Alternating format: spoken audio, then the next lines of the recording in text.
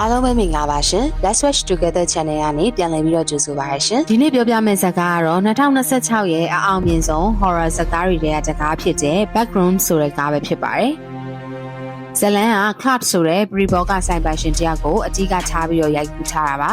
ဒီနေ့မှာ Club ကသူ့ရဲ့ဆိုင်အောက်ထပ်မှာထူးဆန်းတဲ့တကားပေါက်တစ်ခုကိုတွေ့ရှိသွားခဲ့ပါတယ်အဲဒီတကားထဲဝင်လိုက်တဲ့အချိန်မှာတော့အဆုံးမရှိတဲ့အဝါရောင်အခန်းတွေလမ်းကြောင်းပေါင်းများစွာနဲ့ဖွဲ့စည်းထားတဲ့ထူးဆန်းတဲ့ကဘာတစ်ခုတွေကိုရောက်ရှိသွားခဲ့တာပါ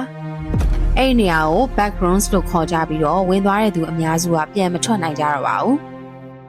Club ပြောင်းဆုံးသွားပြီးတဲ့နောက်မှာသူ့ရဲ့စိတ်ကျန်းမာရေးကိုကုသပေးတဲ့ Maria သူ့ကိုလိုက်ရှာဖို့ဆုံးဖြတ်လိုက်ပါတယ်။ဒါပေမဲ့ Mary ကိုယ်တိုင်လည်း backgrounds တဲကိုရောက်သွားတဲ့အခါအဲ့ဒီနေရာဟာတာမန်ဝင်ကဘာတစ်ခုမဟုတ်ဘူးဆိုတာကိုသိလာပါတယ်။အထဲရောက်သွားတဲ့အခန်းတွေကအမြဲတမ်းပြောင်းလဲနေတဲ့အချိန်နဲ့နေရာတွေကိုတော့သူတို့တွေနားမလည်နိုင်တော့ပါဘူး။ပြီးတော့အဲ့ဒီထဲမှာပဲအမှောင်ထဲမှာလူမဟုတ်တဲ့အရာတစ်ခုခုကလည်းသူတို့ကိုစောင့်ကြည့်နေတာပါ။ Club ကလည်းအဲ့ဒီနေရာထဲမှာကြာလာတဲ့နဲ့အမျှစိတ်ပိုင်းဆိုင်ရာပြောင်းလဲလာပြီးတော့အပြင်ကဘာကိုပြန်မသွားချင်တော့တဲ့အချီကိုဖြစ်လာတာပါ။ Mary အနေနဲ့ Club ကိုကယ်တင်နိုင်မလား background ထဲကနေအသက်ရှင်လျက်နဲ့ပဲပြန်ထွက်လာနိုင်မလားဆိုတာကတော့ဒီဇာတ်ကားလေးကိုကိုယ်တိုင်ပဲကြည့်ရှုလိုက်ကြပါအောင်နော်ဒီကားရဲ့အားသာချက်ကတော့ jump scare တွေထက်စိတ်ဖိစီးမှုအထီးကျန်မှုနဲ့ကြိုပြီးတော့မသိနိုင်တဲ့ကြောက်ရွံ့မှုတွေကိုအဓိကထားပြီးတော့ဖန်တီးထားတာပါ horror fan တွေအတွက်ကတော့လက်မလွတ်သင့်တဲ့2026ရဲ့အကောင်းဆုံး horror movie ကားတွေထဲကတကားလို့ပြောနိုင်ပါတယ်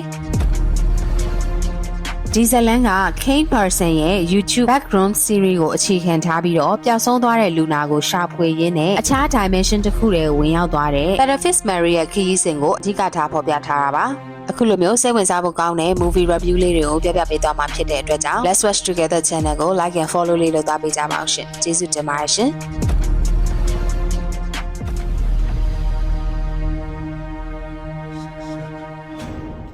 Let's watch together.